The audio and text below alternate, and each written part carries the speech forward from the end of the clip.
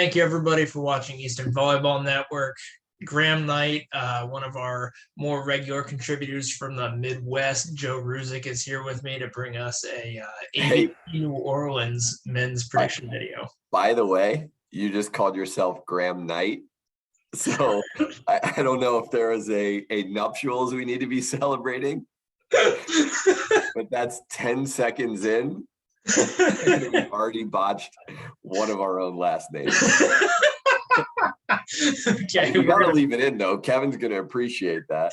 Yeah, we'll leave it in. We don't. Do you want to reintroduce though? Yeah, I will reintroduce the thread again. Thank you for watching Eastern Volleyball Network. My name is Graham Wren. Kevin Knight, our usual co-host, is unable to join us. Joe Ruzick from the Midwest, calls Chaos Volleyball his home up in Ohio, has joined us today. Grandstands is probably a little more accurate. Chaos is on a bit of a hiatus, but I got shout out to Corey. Good people. Yeah. Absolutely. So we're here to run through the bracket for the men's AVP New Orleans 2022, second event of the year. I'm pretty excited. Notably absent from the field, Triborn and Trevor Crabb, as well as Theo Brunner and Cam Schock, who are both over in Ostrava right now playing the Elite 16 event. I watched Cam and Theo lose in 3 and I think their second match. Did they win their first? I heard the commentator say something about them playing Brower and Musin earlier. Regardless, that's not what we're here to talk about. But right, I think they lost both, and then I think Bourne and Crabb were 1-1.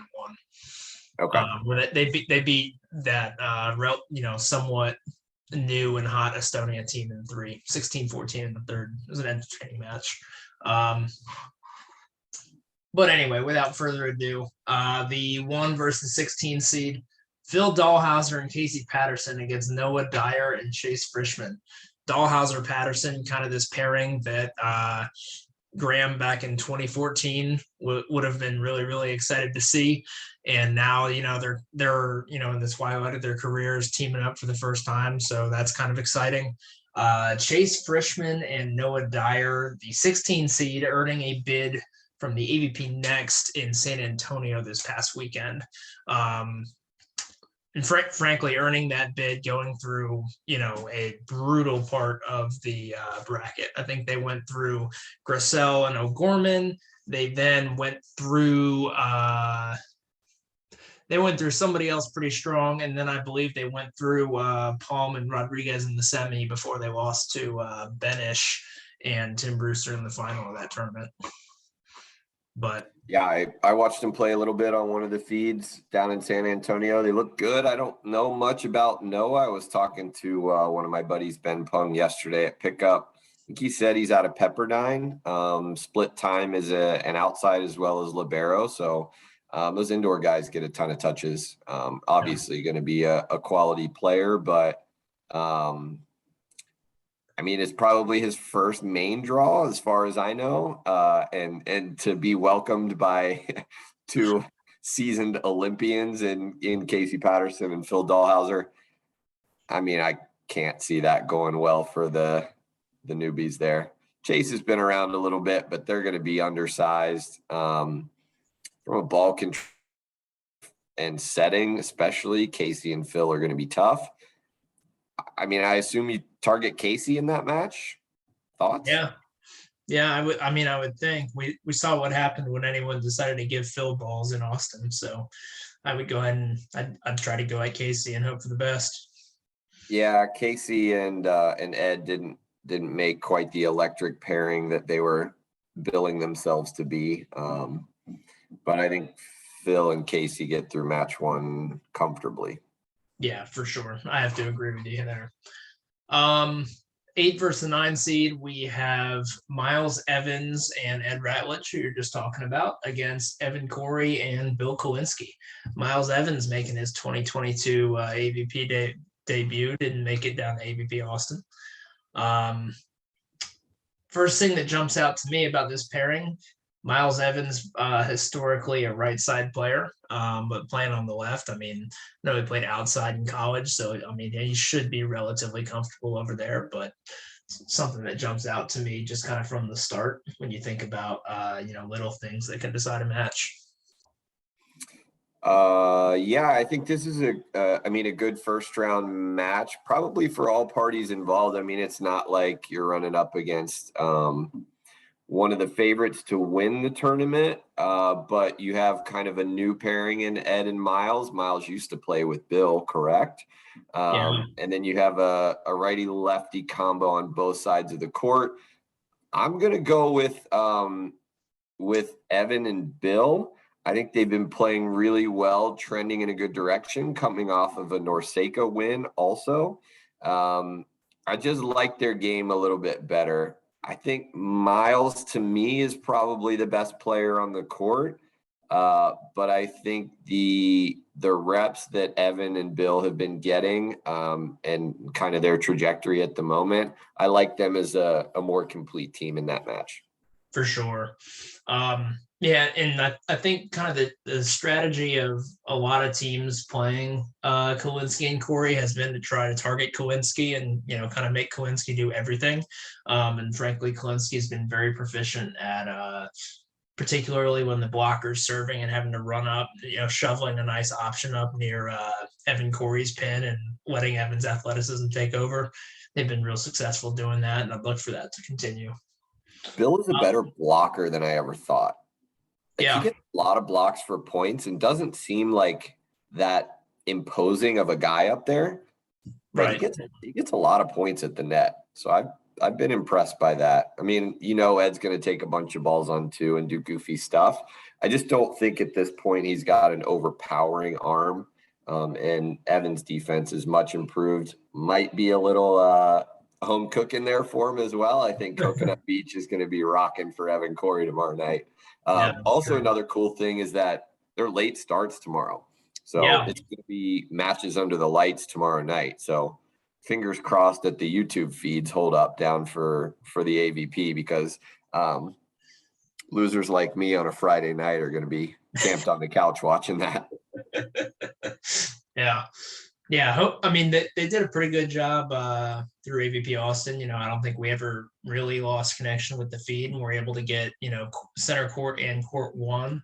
If they're increasing the number of courts that are being that are being streamed, or do you think I don't know. And that was one of the things that I looked at, because I was kind of bummed at Austin, where I was like ready to tune into some volleyball, and then they were stadium and court one, and they kind of cluster the genders in a weird way to me. I would think if you have a men's and women's match going on, you would want to have one of those streaming at all time. But it looks like tomorrow, if they're doing stadium and court one, the first 2 hours is going to be 4 women's matches. Even though there are men's matches going on, they're pushed over on court two.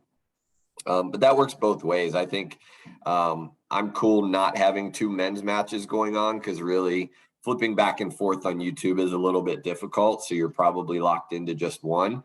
I'd prefer that they split that up a little bit better on the court assignment. So, the girls have something to watch if they're more into women's volleyball, because that's their sport. And then same thing for us. But I mean, it's going to be exciting regardless. Hopefully they get court two. Hopefully they do some streaming of the qualifiers when those events come up. Muskegon coming up, some of the other events that have qualifiers that feed in the main draw. I hope they find a way to incorporate that, because, those qualifiers get the local teams involved, and they're a lot more compelling, in my opinion. Yeah. It's funny. You talk about a loser like you being there, home alone on a Friday night watching this. And I would think a loser like you would have, center court pulled up on his TV and then court one on his phone watching at the same time. So I'm a little disappointed in you there, but otherwise I love everything you're bringing to the table right now. Hey, if they have court two, I got an iPad as well. and I know I can text you, because your ass is going to be watching. I think I will actually be driving, unfortunately. So I actually might be missing a fair amount of this tournament and have to catch up later. But that just means multitask. Yeah, exactly.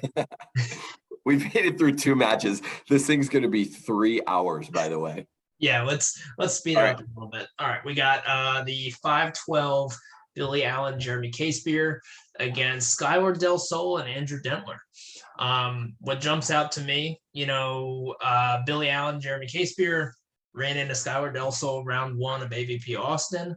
And, no knock to Andrew Dentler. He's a great player, but he's also, I think most people would agree, he's not quite as accomplished or as versatile as Paul Watman. And Billy and Jeremy were able to handle Del Sol and Watman. So I kind of want to go chalk here and pick Billy Allen, Jeremy Casebeer. What do you think? I think it's a lot of experience. Casebeer always dangerous from the service line. Del Sol is going to put his hands on everything. Dentler, obviously a good player, but I would tend to agree. I think this is Allen and Casebeer in 2. One of those that probably stays close through game 1. I would guess game 2 is stretched by 3 or 4 points pretty much the whole way through. Removing the freeze as well takes some of the goofiness out of the end of games, and it's more of a complete game battle versus an end game push. I think Allen and Casebeer take that in 2. Sure. All right, next, the 4 versus the 13, Chase Budinger, Troy Field, Dave Palm, Rafu Rodriguez. I think this is pretty straightforward. Chase and Troy are just at a different level. I like watching Palm and Rafu play. I mean, Rafu has a little bit of Karambula in him. With the ball control and kind of how he hides his shots and some of the goofy stuff that he does. Really, really good player. Obviously, these guys are high level. I just think Troy and Chase are higher. Yeah, that's done in 2, in my opinion. Yeah. Unless you catch them sleeping a little bit early because they intend to make a push at winning the whole thing, as they should. But I could see that one going pretty quick. Yeah. All right, next, 3 versus the 14, Taylor Crabb, Taylor Sander, Cody Caldwell, Adam Roberts. To me, this is a lot of what we just talked about in the last match, where Crabb and Sander are just on another level from Caldwell and Roberts. Shout out to Adam Roberts, still making main draws at, I believe, 46 years of age now, 45, 46. I don't know. Every time I run into him, I'm like, I'm pretty sure that guy's younger than me, but I know he's been around for a while. They're going to have to play perfect to keep that close. I mean, Taylor and Taylor just have a ton of firepower, and they play much bigger than they are. Always impressed with Taylor Crabb. Like he's 6 foot, probably like 6'1", but just the way that he sees blockers' hands and open court, and then the pace that he can put on a ball is always impressive. And then Taylor Sander, I mean, if you get him to a good spot, forget about it. I mean, the one spot that they lack maybe a little bit is blocking, because I think Taylor Sanders only 6'3", 6'4". I say only, that's tall to me, but on tour, that's a small blocker. Even with his leaping ability, it becomes more about timing and blocking in the sand game, which he isn't as used to. But they're going to get through that match easily. Right. All right, next, 6 versus the 11, John Hyden, Logan Weber against Eric Baranek and Avery Drost. This match, I think, should be a little tighter than, a few of the matches we previously just talked about. But to me, this kind of comes down to, I think, the experience of John Hyden is a valuable weapon here. And then you kind of combine that with the physicality of Logan Weber. And I think that's a lot for Eric and Avery to overcome. They're going to have to play pretty close to perfect, I would think, to beat this team as well. I agree. To me, the match leans really on one person, and that's Logan. If he plays level and he plays the way that Logan has been playing for the past 12 months or so, I think they skate through this fairly simply. If you get him a little bit rattled and he makes a couple mistakes, who knows? The one thing that jumped out at me, I do have stats pulled up here, and I've played a lot of volleyball with and against Logan Weber. His serving has gotten better, but it's a weapon for sure, but there's still a lot of errors. So in AVP Austin, he had 2 aces. Guess how many errors he had to make to get to 2 aces? 20 errors. 20 errors on the nose. Good guess by you. So you start talking about that ace to error ratio and where a happy median is, because you'll trade a couple errors for an ace, no problem, but it can't be 10-1. So the experience of Hayden probably gets in his ear in some points and says, listen, buddy, like hit him in the platform. I don't care. Like, we got to play this point out. I mean, you got a 6'9" blocker who plays volleyball like 12 hours a day. And then Hayden, with the experience that he has in defense and his craftiness, and he's still got some heat too. I mean, I think they're just a better team if the ball is in play, which I think that's a good indicator of who wins the match. I mean, if it's just, hey, let's just hit their platform on the serve, and then play it out, and you still feel like you have the advantage, I think they're in good shape. So I like Logan and John in that match. Yeah. I think they beat him in Austin as well. They may have. I feel like we can jump to the next one. I'll look it up. Okay, sounds good. 7-10, Partain and Lotman, Miles Partain, Paul Lotman against Tim Baumgren and Piotr Marciniak. Miles Partain did not make it out to AVP Austin. I believe he was still in school at UCLA, but he's back out this time. I'd say Miles Partain is, probably the strongest young talent in the U.S. right now. Someone that people are looking to, make some future Olympics and, be a rising star for the U.S. So I'm excited to see him back out there. What do you think here? Do you think the veterans, Baumgren and Piotr Marciniak, can pull this out? Or do you think the young and hungry Miles Partain with the experienced Paul Lotman just proves to be a little too much? Miles might be my favorite player to watch, just because how dynamic he is. Lefty, lot of power, really crafty, great hands. His jump, sell the set, take on two, or get the blocker jumping with him and actually setting the ball to his partner with an empty net, is pretty lethal. I mean, I don't know how much time he's been putting into the sand. I would guess playing indoor, the ball's coming at you with a little more pace, a little more consistently. So probably has a good feel on the defensive side other than running shots. But he seems like a kid that's going to get up to speed pretty quick. So I'd imagine the last couple weeks on the beach, he probably hasn't missed a beat. So I like Miles and Paul there. Wasn't overly impressed with Baumgren and Marciniak in Austin. Right. They're a good team. They just didn't really wow me with anything. I mean, Tim makes a lot of scrappy plays, but I think Miles and Paul get through that. Yeah, I mean, it should be noted, Baumgren and Marciniak came pretty close to taking a 13th and losing to Dave Palm and Rafu in that match. Went 3, and I think there was 16-14 in the third. So I would look for Miles Partain and Paul Lotman to win here. 2 versus 15. Andy Benish back with his standard partner defender Nick Lucena against Lev Prima and Salila Tucker. Does this feel pretty straightforward to you, or do you think Prima and Tucker have a chance here? No, I don't. Nick, as long as he sides out reasonably, I think they're fine. Yeah. All right, round of 8. The 1 seed, Phil Dahlhauser, Casey Patterson against Evan Corey and Bill Kolinsky. I just think Phil, I mean, watching him play in Austin, he was phenomenal. Yeah. You think when he says retirement, whatever that means, and really it's just a retirement from overseas FIVB stuff, which Casey's in the same boat. But Casey was, I mean, him and Chase were the best team on tour last year, and Phil is still the best player in the U.S. by a lot. Right. Certainly at the blocker position. I think Phil is a little bit too big of a block and too solid of a block.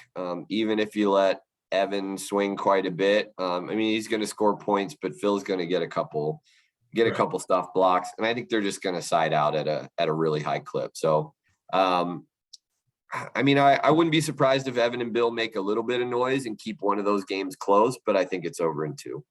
Yeah, I would have to agree. Uh, 5 versus the 4, Billy Allen, Jeremy Casebeard, Chase Buninger, Troy Field. For me, the level of play that Bunger and Field have been at the past two tournaments, I believe the most recent Challenger event, and then also AVP Austin, obviously making it to the final, and giving Andy Benish and Phil everything that they can handle.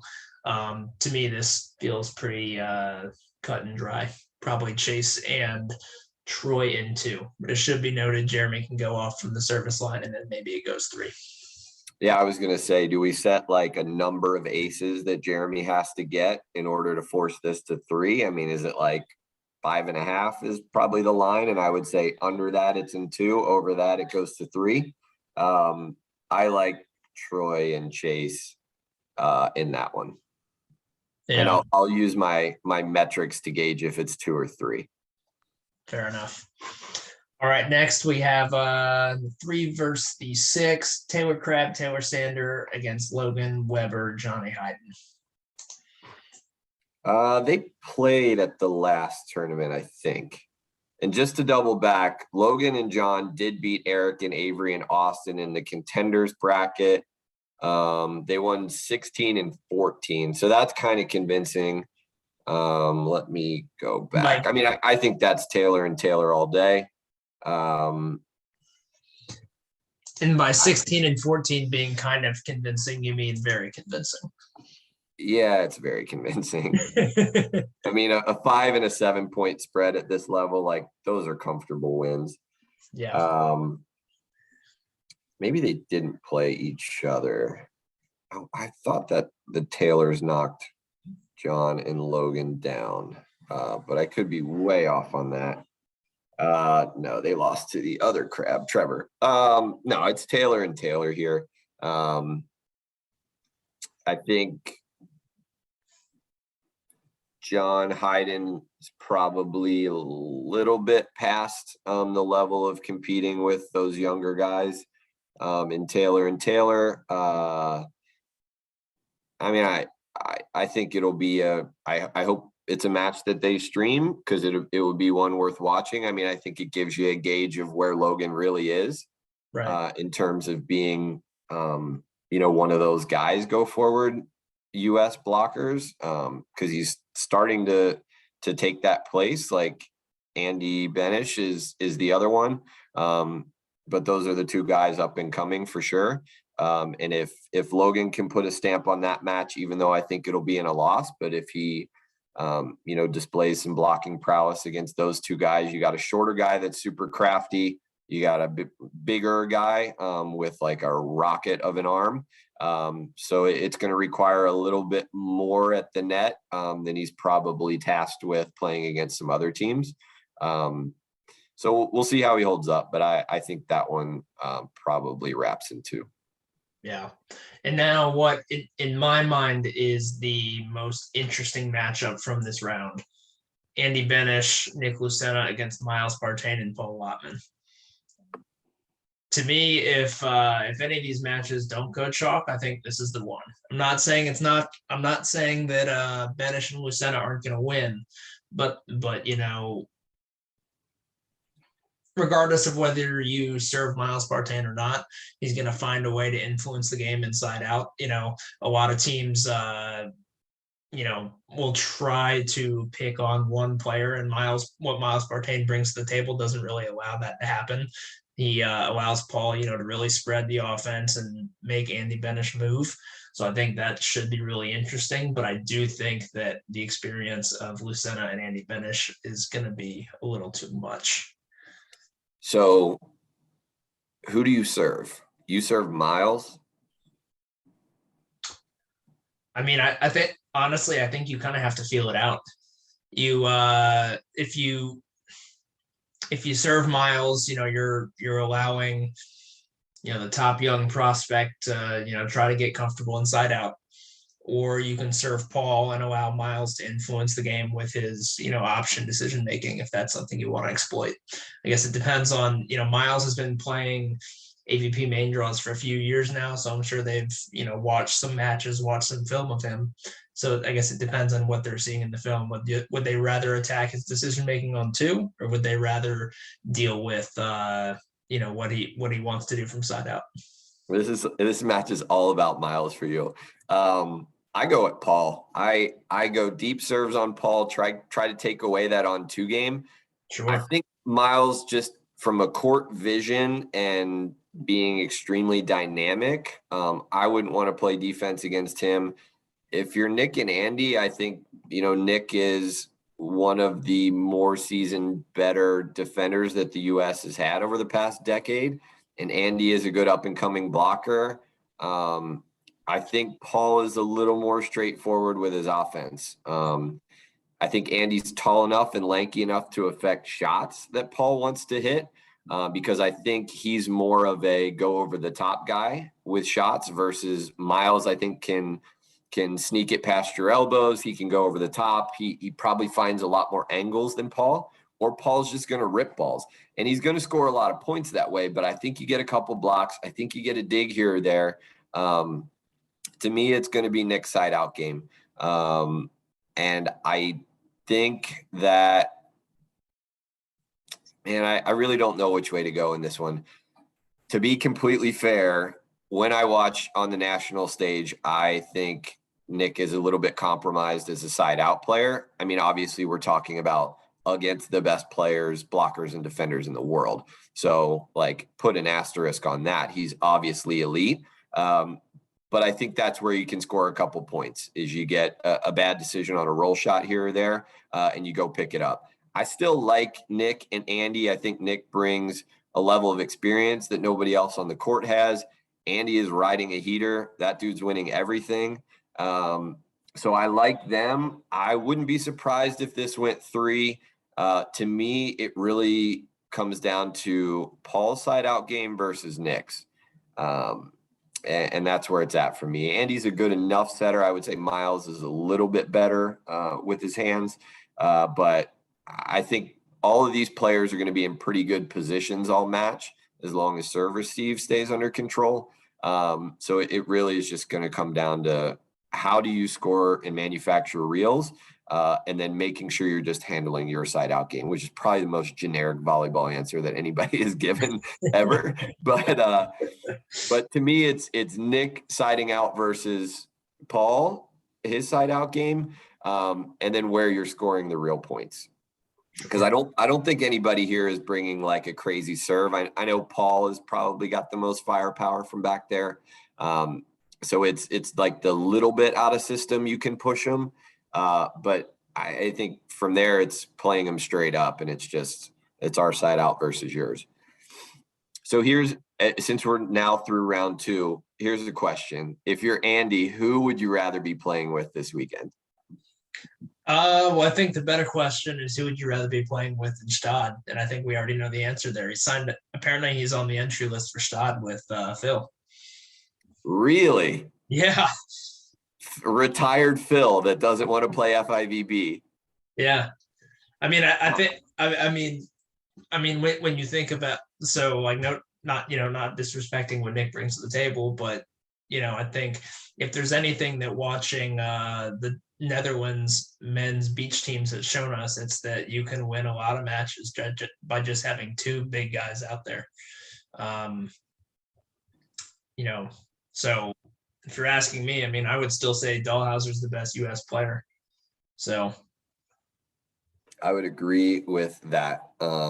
It's just kind of a weird thing. It's interesting that you mention it, and I didn't know that. Because if I'm in Andy's shoes, I ride Phil till the wheels fall off domestically, but I also understand the other side of that if he's trying to break into the international game and Phil's not willing to do that, you probably set up the, your standard blocker defender combo and go run overseas with Nick. Interesting. But if he's dragging Phil into it, or Austin kind of revitalized him, I mean, I think you just play with the best guy you can play with, and that's going to be Phil for a bit. Right. It also very well might be, maybe Nick has another conflict. So maybe Phil was like, Stad's beautiful this time of year. I'll go to Stad. Doesn't seem like a bad place. Yeah. All right. Round of 4, Phil Dahlhauser, Casey Patterson, the 1 overall seed against Chase Budinger, Troy Field. For me, this comes down to, can Troy Field stay disciplined enough on defense to deal with Casey Patterson's wrist? We talked about Casey Patterson and Ed not making such the hot team that they thought they were going to be, and frankly, I think a lot of that was on Ed's shoulders. Teams tended to go at Ed.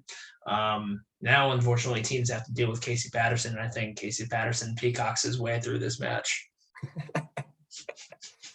I think so too. I think Phil's presence at the net and his setting is going to give Casey a little bit more juice. He's also going to be a lot more involved. And I think that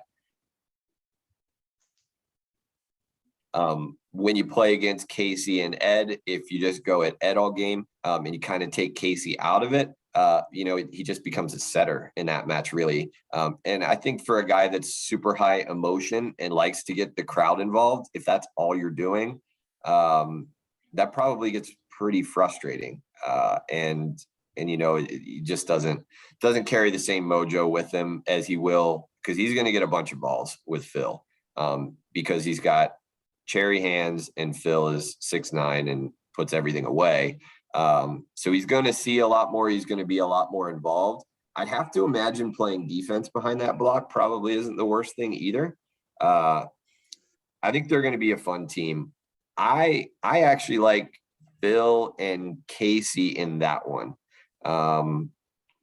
Chase and Troy have the team chemistry and experience over the past year.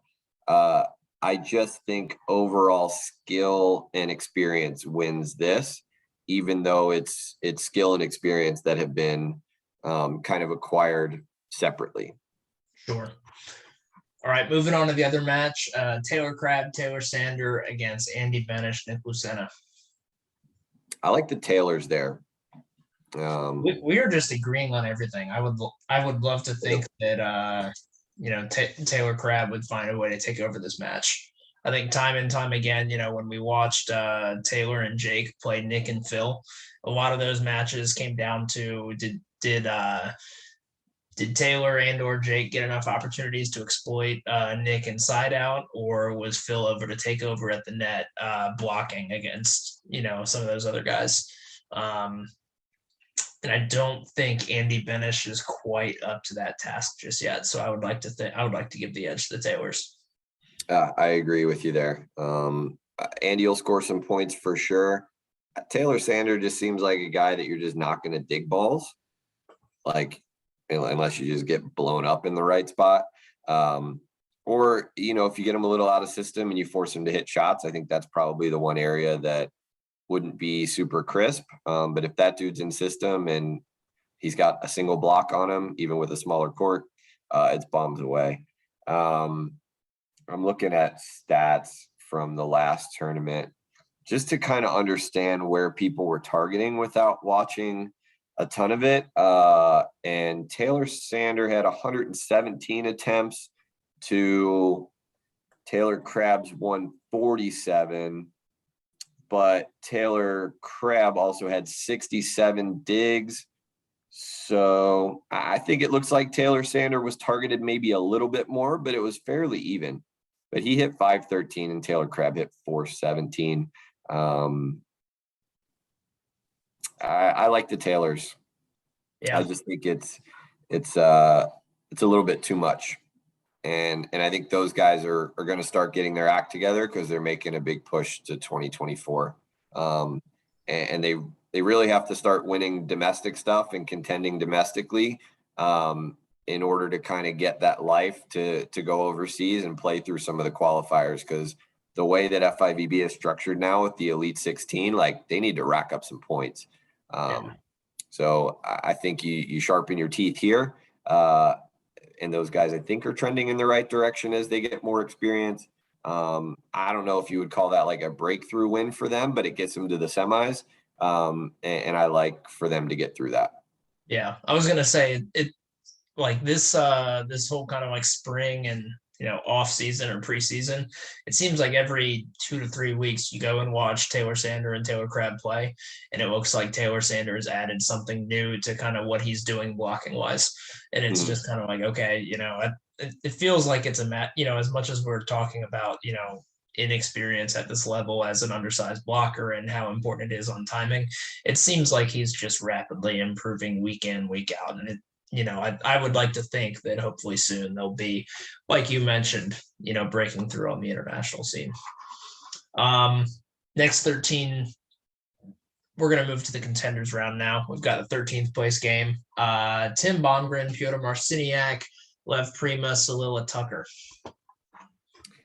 I like Tim and Pyotr there. Yeah. I mean, I think it'll be a contested match. I don't think that's going to be a blowout. I just think Tim and Pyotr get through that. Sure. All right, next we have Eric Brannick, Avery Drost, Cody Caldwell, Adam Roberts. Probably take Eric and Avery there.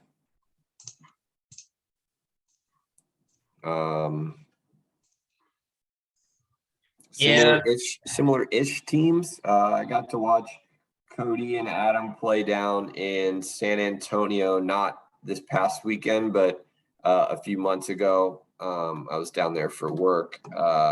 They look good. They were doing some good things. I know they've gotten a lot of practice in together. I just think Eric and Avery's side out game is going to be a little bit stronger than Adam's. Yeah, I would think so Personally. too.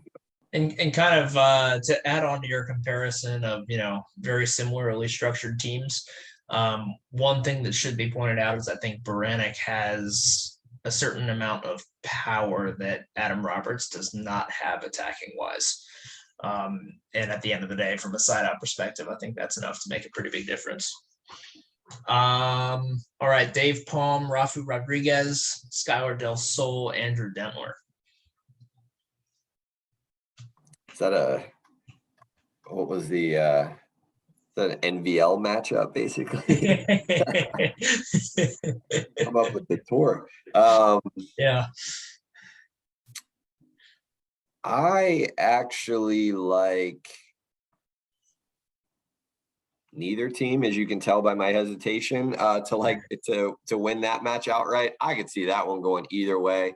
I'd probably lean Dave and Rafu, actually, for no real reason other than I got to pick one of them. I think they're very controlled players. I think Dave gets you some stuff at the net against a team like Skylar and Dentler. I just like that side a little better.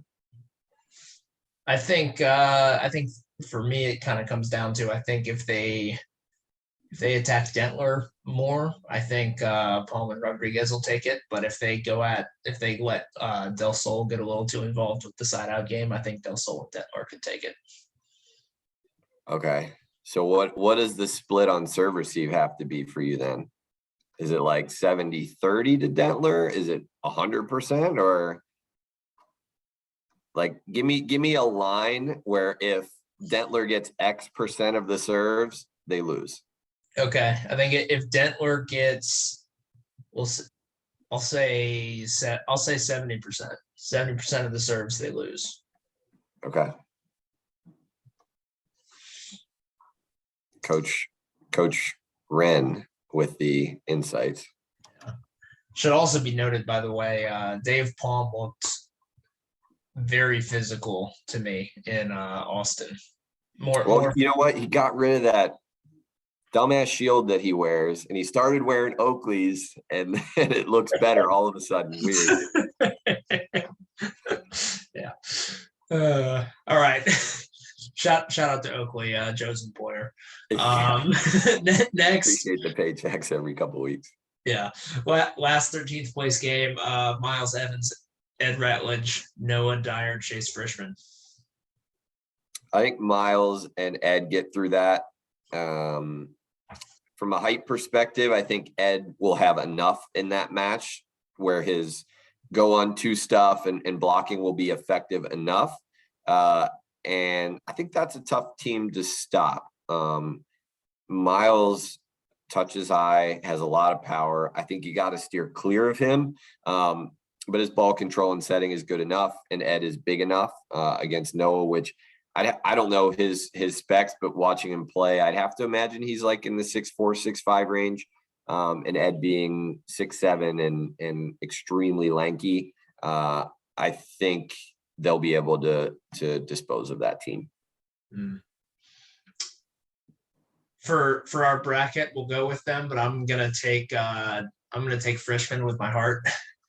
The undersized defender in me just can't pick against Chase here. So I'm gonna go with. Is that what we've been doing this whole? Were we supposed to be picking on who we want to win or who we think is going to win? I'm gonna have to change some picks. All right. I mean, we're going with who we think is going to win, and you know what? I think we're going to see a defensive masterclass from Chase Frischman here. In a losing effort. Okay, great. We can agree on that. That hurts. All right. Next, the 9th place, Tim Baumgren, Piotr Marciniak against Billy Allen, Jeremy Casebeer. I think a little bit more of an interesting match than the seeding would indicate. I think a lot of this hinges on Casebeer's error to ace ratio that you've been talking so much about. Yeah, you want me to pull it up here? Yeah. Last tournament, 5 aces, 14 errors.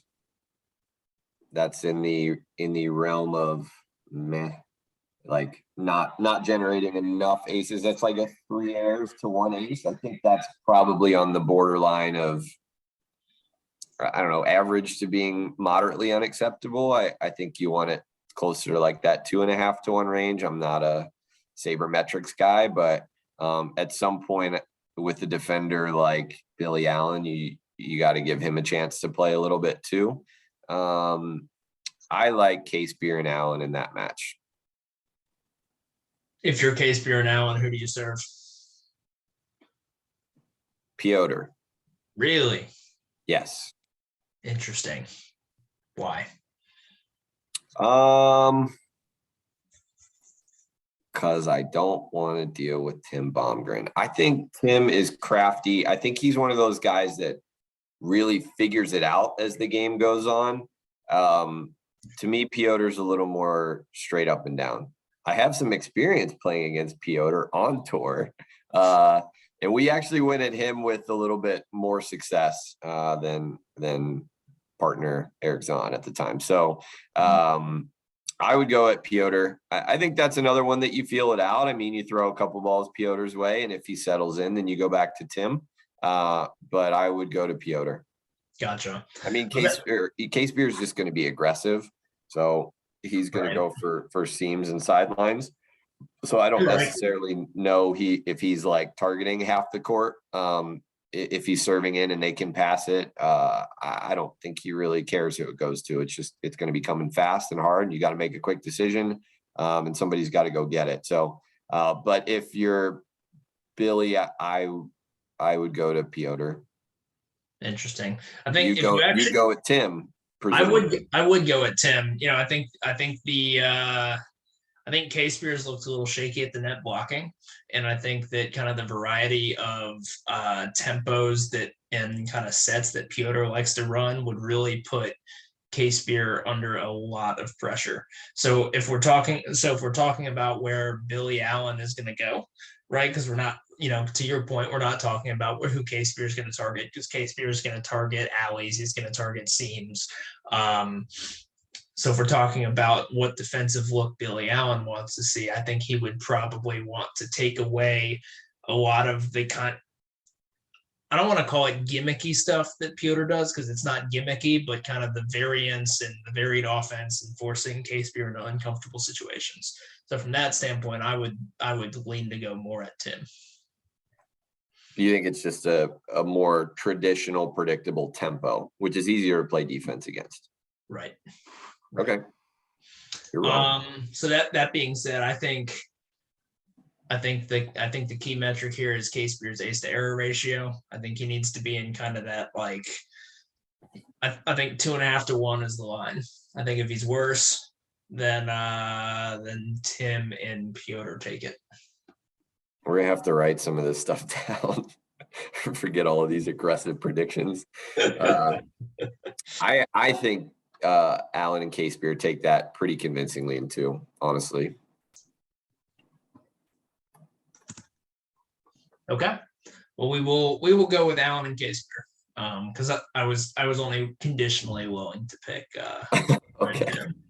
All right. Evan Corey, Bill Kowinski, Eric Baranek, Avery Drost. This feels pretty straight up to me. You combine the athleticism of Evan Corey with the blocking, scheming mindset of Bill Kowinski, and it just kind of seems like a little bit too much for Baranek and Drost to deal with. What do you think? I agree with that. I think to me, it's more about the contact point of both Bill and Evan, which will take Avery's block out of the game a little bit.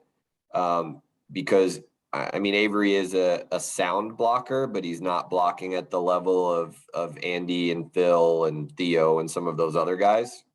Chase Budinger as well. So to me, I think the contact point where Evan and Bill can hit their sets from minimizes the effect of Avery's block. Eric, obviously a very sound defender and a guy that's going to transition really well with Avery's setting and Eric's explosiveness. But I like Evan and Bill there. I think they're going to side out at a high clip. I think you get enough from Bill at the net, who's going to be the biggest player on the court. Evan's defense much improved. And another guy, when he transitions, I forget what match I watched him play. I think it was maybe one of the Norseca qualifiers, like the first one. And I think it was maybe against Tim and Travis, where his decision-making was incredible. I mean, the shots that he was hitting, you had like no chance to run for because you were so dug in for him bombing balls. And then if you gave him like a dive or a peel look, he was just bombing the balls where you weren't.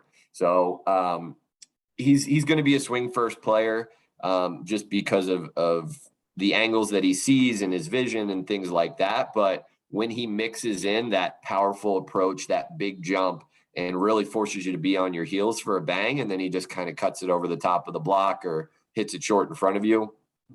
Super dangerous transition player, and he's only going to keep getting better at that. So I like Evan and Bill there. I wouldn't be surprised if that one goes 3, but I think Evan and Bill get through. Yeah. All right, next, Dave Palm and Rafu against Miles Partey and Paul Watman. I like Miles and Paul there. You got a little more experience from Palm and Rafu, but I think Miles and Paul complement each other really well, and I think they're just a little too much. Yeah. All right, next we have Miles Evans, Ed Ratledge, and/or Noah Dyer, Chase Frischman against Johnny Hayden and Chase Weber. Johnny Hayden and Logan Weber, excuse me. Got my Chase Weber. Everybody's now Chase because he's making it through whatever match you put him in. There's a local guy that I play with a fair amount here named Chase Weber, so that's where that came from. Oh, okay. All right. Well, shout out Chase Weber. Yeah, fucking great. I like Logan and John in that match.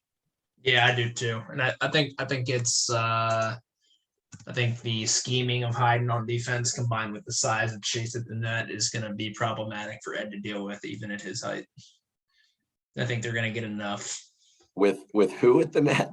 With Logan at the net. Jesus Christ. Yeah, I mean, I think Ed is going to be the weak point on the court there. So if Miles and Ed want to compete, I think it's going to be a lot of Miles on defense. He's going to have to get a lot of digs and get a couple of those couple plays from Ed. But he's going to need to play fundamental all the way throughout. Like, to me, can Ed play well enough to keep them level? And then can Miles make enough plays to push him over the top? Yeah. I don't believe that will be the case, but I think that's the combination to win. You can't have Ed doing goofy 2-ball stuff. John's a pretty good defender. And Logan has played against players like me who take it on 2 all the time. So he knows how to deal with that at a much lower level. But I think you can't have that from Ed where he's getting himself over involved when he shouldn't be. I think he just needs to play pretty disciplined, seize those opportunities when they're there to keep the defense honest, but really let Miles cook and then see what he can pick up on defense as well. Yeah, I mean, who knows? Miles might be able to do it. I mean, he went all the way to Greece just to get the inside scoop for this match. Oh, Against Logan Weber. So yeah. Got him to a silver, but didn't want to take the gold and give him too much confidence because they knew that this matchup would happen. Yeah, exactly. It's a heady play by him. Yeah. Next level scheming. All right, 7th place, Billy Allen, Jeremy Casebeer against Evan Corey and Bill Kowinski. Believe we saw this match in Austin, and we did see this in Austin. Based on that was on court 1, because the one thing that I love about court 1 is they have the net mic'd up, and Jeremy Casebeer is must listen TV when he is on the stream because he is uncensored. And I don't necessarily think that he likes Bill Kowinski all that much. At least that's the vibe that I got. Maybe it's just a little competitive fire. I mean, there was high-fiving under the net, but there were a couple incidents where there was some aggressive jawing back and forth. Evan and Bill took that. I believe they took it in 2. I actually think it gets flipped this time. I think Jeremy and Billy get through that. I think they learned enough playing against them last time. I think they'll adjust their scheme a little bit. I think they probably tested Evan a little too much in that match and got burned by it. And Evan made some really good defensive plays as well. I think you go at Kowinski and just see what happens. And I like Billy and Jeremy to get a little bit of revenge in that match. Okay, let me ask you this: if you're Jeremy, are you how are you adjusting your aggression from the service line at all playing this team? Are you maybe just consciously only picking Bill's seam and Bill's line? Are you maybe jump floating? What are you changing, if anything? I would be aggressive where it makes sense. If there's a good side where you're banging into the wind, I think you open up the entire court and just rip. If there is a bad side where you're downwind, I mean, I think it's deep floats. Or if he's committed to jump serving the whole tournament, that's fine. I think you just dial it back some, and don't be afraid to hit more body. And instead of being outside and forcing them to dive, I think you just let them play it out. Evan's setting is really good. He's also really good at taking it on 2. That's a key part of their offense, especially on serves that aren't overly aggressive. Jeremy's serve is aggressive. So I think even if he's hitting a well-paced jump serve into Bill, I don't think that that's a ball that you can confidently continually put up in an area where Evan can go on 2. I think you're going to have to play it straight up and be more concerned about getting that pass to a good spot versus essentially setting in serve receive. So I would be conservative more so than aggressive if I'm Jeremy, and just trust my blocking and defender and ability to transition when Billy gets digs, and just force Kowinski to beat you. I think that's an ace to error situation where you're probably not okay with 2 errors to every ace. I would rather keep the ball in play in that match and make Kowinski do more than let him off the hook and just kind of go for a big error on serves. Sure. All right. The other 7th place match, Miles Partain, Paul Watman, Logan Weber, John Hyden. Interesting. Yeah. I like Logan and John to make it to Sunday again. I think that their 5th place last tournament was not out of character for where they belong on this tour. You do lose a couple of the top teams, as you mentioned, that are overseas. So theoretically, like if you get fifth in Austin, you would expect to match that based on draw a little bit, but you would expect to match that or improve upon it.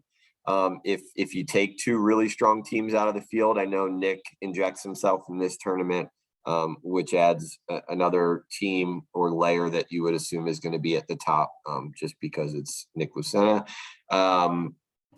But I like Logan and John to get through that. Again, I think it's Logan being imposing enough at the net to affect Paul's power game, and John being a disciplined, seasoned veteran defender, still with the great ability to transition. I haven't watched Miles and Paul enough to know how much Paul gets you at the net. I think he's streaky with his blocking, same with serving.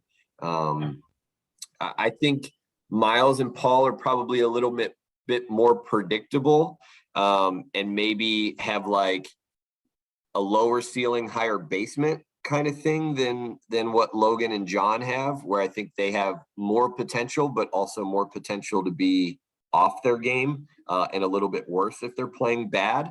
But I expect them to play well. So I like Logan and John to win that. I think that's a match worth watching because you're going to see some cool shit. Miles does a lot of great stuff, and Paul is pretty explosive too. And then you're going to have like a ton of control coming from John Hayden, super crafty, and you'll get a lot of stuff happening at the net too, with Logan being 6'9" up there and forcing his will a little bit. So good match, one I'd be very excited to watch. I'm picking Logan and John because I do think that they're overall the better team there, and also because I want Logan to win. So are we picking what we want to happen? No, that's head and heart, not head just the Chase Frischman heart pick coming from you. Got it. Yeah, I mean, I have to agree. I mean, I think Logan Weber showed us in Austin, frankly, watching a lot of his matches when he got these matchups against blockers that he was more physical than, where he was the the most imposing figure on the court. He kind of played that way. And Johnny Hayden gives him a great opportunity to continue that momentum into strong finishes and to kind of establish themselves a little bit as kind of that like tweener tier, like maybe not quite on par with the Budinger Fields, the Benishes and Lucenas, Trine Trevor, Taylor, etc. Theo Kane. I can keep going. Maybe not quite at the level of those other teams that I just mentioned, but then also a half step to a step above kind of the rest of the field. I would agree with that. I think a lot of it comes down to belief as well, which I think you touched on. When Logan believes that he's the best blocker, the biggest guy at the net, I think he plays like it. Right. I think when they do start playing those top tier teams, it's going to take a little bit more experience for Logan to really start to feel like he belongs, as he has more and more success at that level. I think it's coming for sure. I just don't recall him having one of those like huge breakthrough wins where he's like into a semifinal on the AVP or even a final. Right. I think it's coming. It might be a year away, but in this match, I think he's going to have a lot of belief and realize that he's the best blocker on the court. He has all of the other skills as well. So just go out there and do it. Sure. And to have John Hayden behind you doesn't hurt. I mean, that guy's got experience beyond really anybody else in the field. And so that's just going to pump more of that into Logan. So, hopefully those guys play well and continue to play well. Yeah. All right. Fifth place match. We have Andy Benish, Nick Lucena against Billy Allen, Jeremy Casebeer. This seems I would have a really hard time seeing Casebeer and Allen taking this one. I think you would need to see an ace to error ratio of like 1-to-1 from Casebeer. This is one where I'm going to go off chalk a little bit. I actually like Casebeer and Allen here. I think, to me, Billy Allen is a little bit better side out player than Nick. I think he has a little bit more power in his game. I haven't seen Nick play this year, so take that with a grain of salt. But I think that Jeremy and Billy are a solid enough all-around team where I'm a little unsure of what Nick and Andy look like together. Andy looked really, really good in Austin. I think Phil helps partners look really, really good.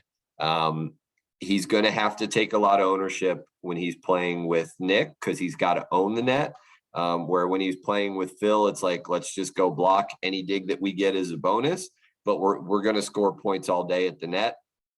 Andy's going to have to shoulder that responsibility 100% because he's going to be blocking every point. So I'm cool if you want to put Nick and Andy through, but let's put a little asterisk on that. And then I'm going to pat myself on the back and say, I told you so. If Jeremy and Billy get through that, I'll put a beer on it if you want. Okay. I am putting Benish and Lucena through because I am confident and I love beer bets. But all right, give me odds then. Give you odds? Is this like, all right, go ahead. Let's hear. We'll negotiate. We'll negotiate. I'll give you 2-1 odds. If you're correct, you get 2 beers on me. If I'm correct, I get 1 beer. All right, I'll take that. Mainly because it was 1-1 a minute ago, so I feel like this is a win. 2-1 it is. I mean, if that's a win for you with, potentially the extra beer, sure. I'm chalking that up as a win for me, projecting confidence onto my pick. Okay. So, yeah, I love that for you as well. All right. The other 5th place match, Johnny Hayden, Logan Weber, Chase Budinger, Troy Field.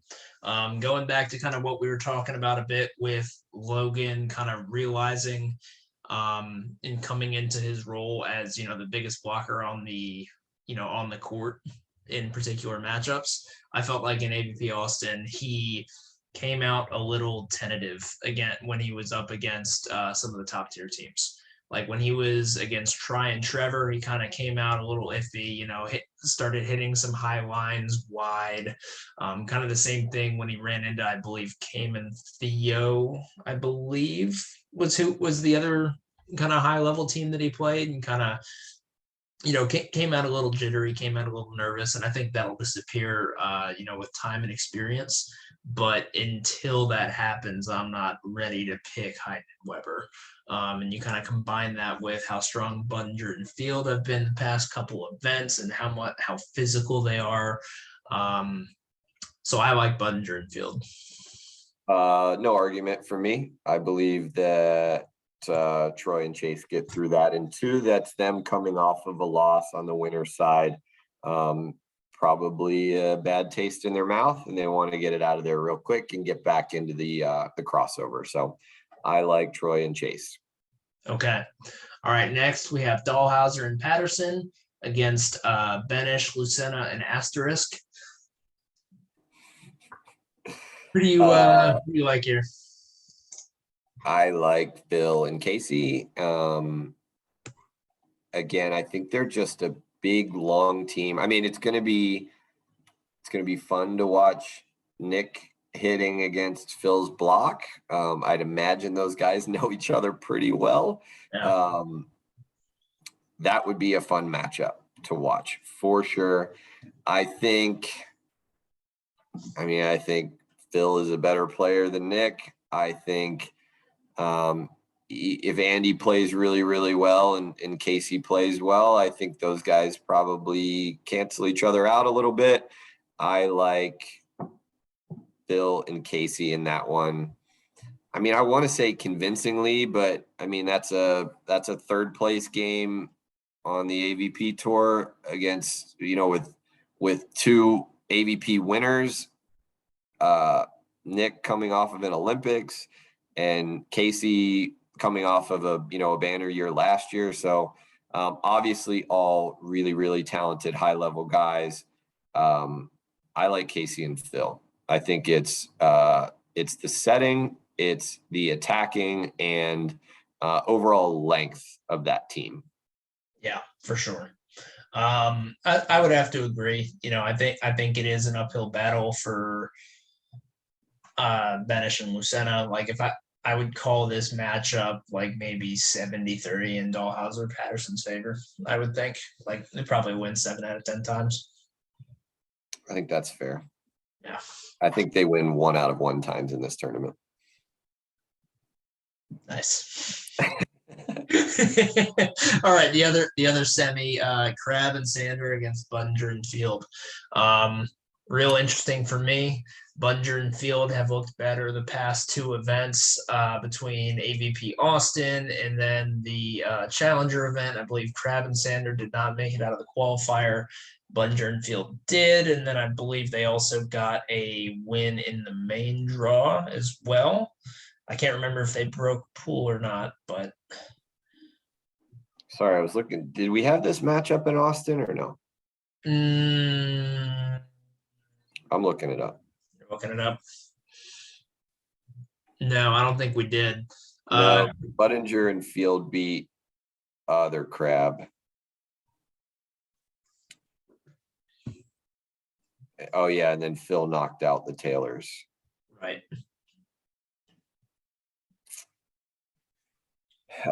Interesting matchup there.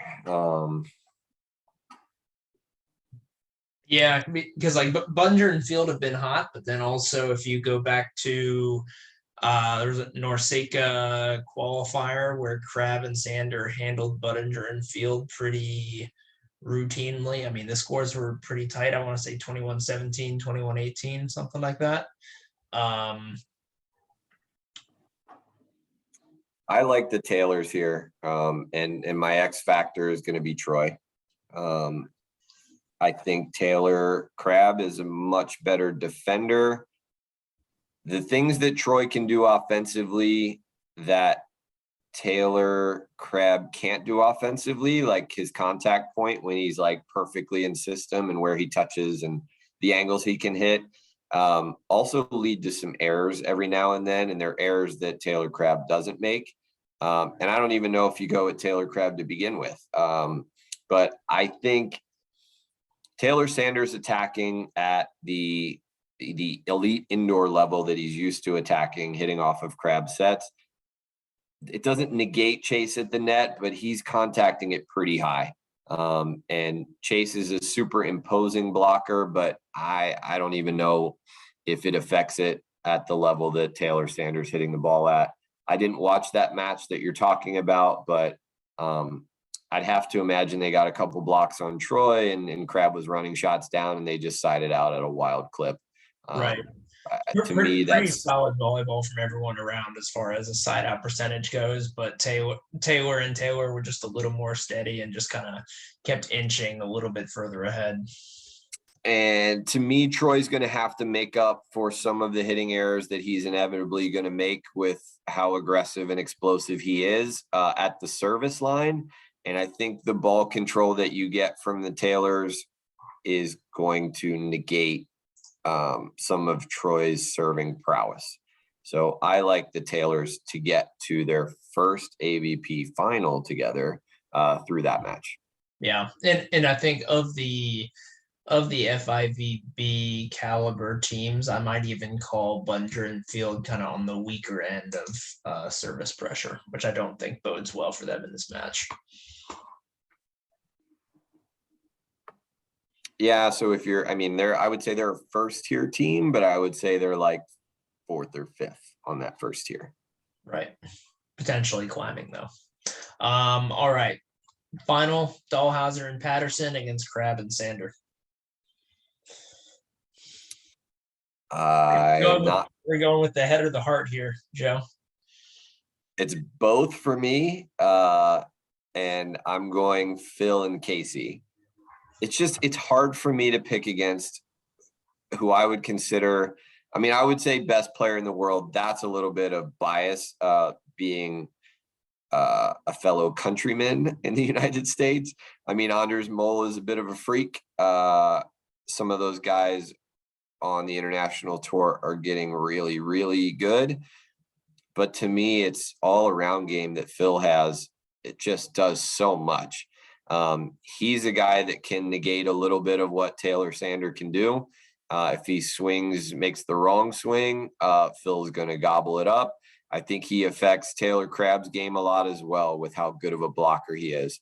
I think Casey will be fired up to be in a final and want to let everybody know that he's a little bit older, but he's not going anywhere. So, and you have a little bit shorter blocker in Taylor Sander that I think Casey can deal with a little bit easier.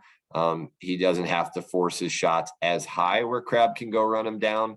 And that opens his game up a little bit more. So I like Casey and Phil to take that. I mean, Casey had a bad showing in Austin, but you got to remember the player he was last year with Chase.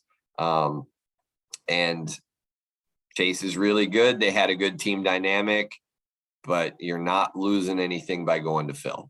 So I think you have a better blocker, better setter. I mean, to me, a better everything. And Phil is just like a 2.0 version of everything that Chase does.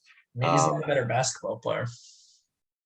I wouldn't say so, but we're not talking basketball. So inside the volleyball lines, I like everything that Phil does over everybody else on the court, to be honest. So I think it's Phil and Casey. Yeah, I think I would have to agree, and I think the big win for everybody is if we can get like a joint Casey Patterson and Phil Dahlhauser, like arm noodle wave. Starts with Casey and goes all the way to Phil and goes the entire length of both their wingspans. You might make it sideline to sideline, if I'm being honest.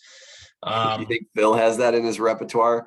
He got fired up like twice at AVP Austin. I thought he was going to have a stroke. I've never seen him that excited ever.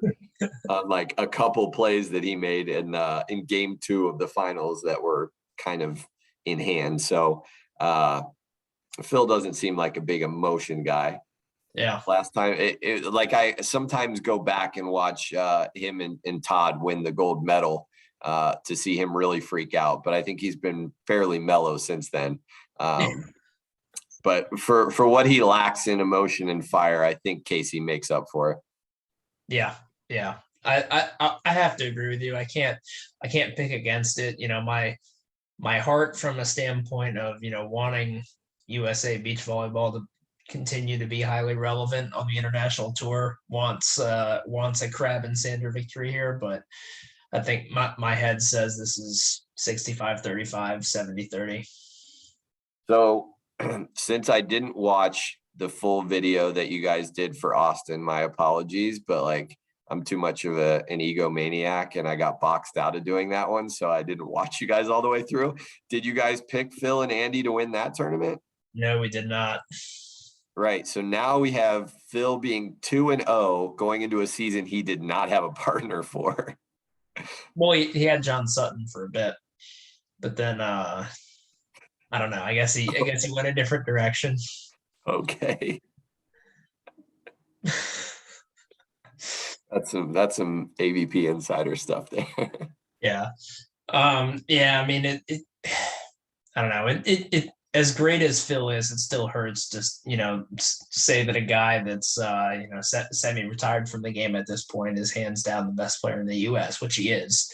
I mean, you can't argue it.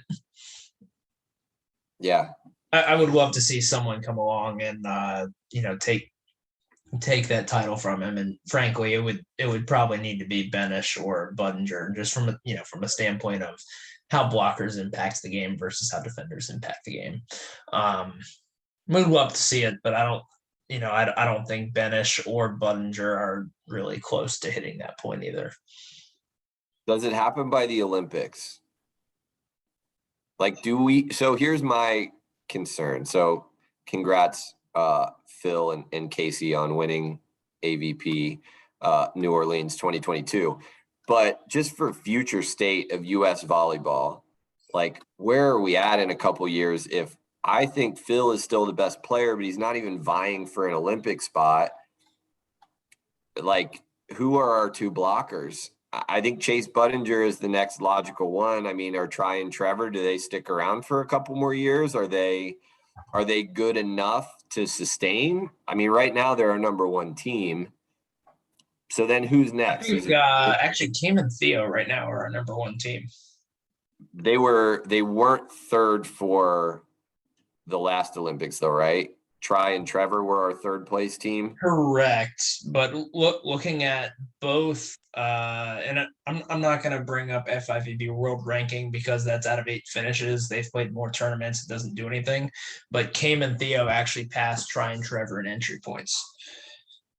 Okay, I mean, I would say Try and Trevor are like the one team that I would pin is probably being our strongest chance. Then I think it opens up, and I don't necessarily know if any of the partnerships that are currently set we would see in the Olympics. Cam and Theo seem to be making a pretty concentrated push. I just don't know. And then Came's playing, frankly, Cam on defense has looked much more active than I've seen him, frankly, since he became a U.S. citizen. Seems like he's covering court more similarly and converting opportunities at a rate that we were kind of used to from when he was representing Canada versus kind of for a bit we thought that maybe he had lost half a step and wasn't covering quite as much court, wasn't converting quite as many digs, but seems to be revitalized in my opinion with Theo, and they've really been putting some teams to the test at some of the FIVB events. Yeah, I mean, we're probably over an hour here, so I don't want to drag it out with unrelated volleyball talk. I'm sure we could do another hour on that, but go watch them play the Austrians. They were running an incredible amount of dive plays today on that FIVB event, and they were nowhere close. They needed to play that match way more straight up, but those are my 2 cents. So interesting. I haven't seen their match from today, so we can break it down in another video if you want.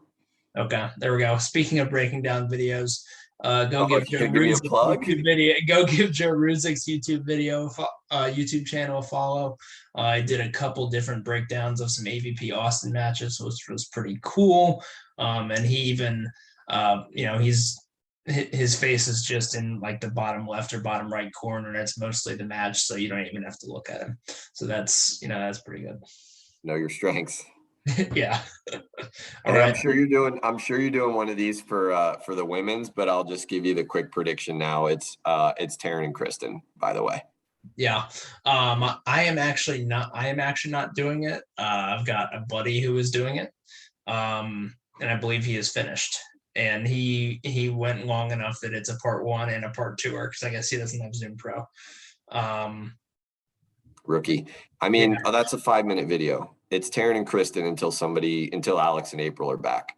That team is so good. Yeah, for sure. Somehow Sponsel and Clay's both, kind of downgraded partners. The one thing, from their partnership together and leading up to Tokyo, the one thing I will add is Hughes and Kowinski have looked very strong in this kind of like preseason and early season, but they're also not in New Orleans. So Kristen and Taryn, there you go. Yeah, it's good that Sarah is, I mean, it's weird to say her resurgence. She's probably like 25, but I like watching her at USC with Clay's. I always thought Sarah was a little better player. And then when they got out on tour and ended up splitting, then like Clay's kind of exerted herself a little more. And I don't know if that's just better partnerships or what it is, but glad that Sarah's back to being in that conversation for sure. Yeah. Because I think she's a stud defender and really good offensively. But for whatever reason, the past couple of years, it just hasn't panned out in the way that I thought it would. Sure. And I think a lot of that too, but we're just going to go ahead and sign off and end the video and not just, keep going with volleyball talk, because I decided to catch myself before I, went down that other tangent. So if you hung with us, thank you for watching. Go check out the women's prediction video as well. Thanks. And like and subscribe. Like and subscribe. All right. Maybe we do a recap next week and we can talk about how right I am, and I'll let you know the 2 beers that I want. Okay. Sounds good.